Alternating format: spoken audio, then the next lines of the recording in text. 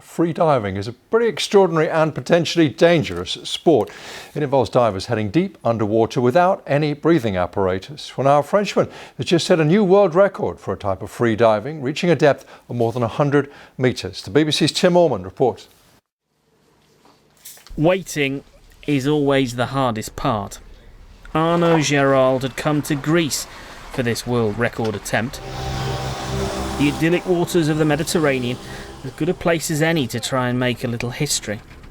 He was a study in concentration before slipping into the water and then disappearing beneath the surface. The record attempt was on. Gérald was competing in the by fins category, meaning he was wearing 2 flippers as opposed to 1. Guided by a cable, he headed further and further into the depths. On board, his team were monitoring his progress 60 as he dived ever deeper. Then he reached his target, 112 metres, and began the return trip to the surface.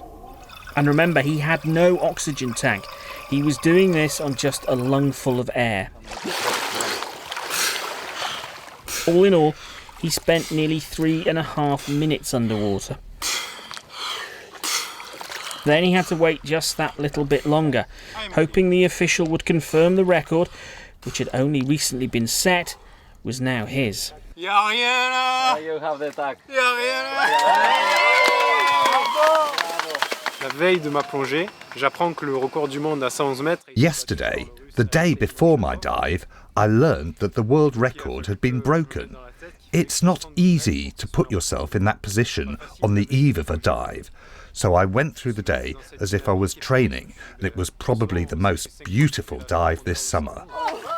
Beautiful and breathtaking. Quite literally. Tim Allman, BBC News.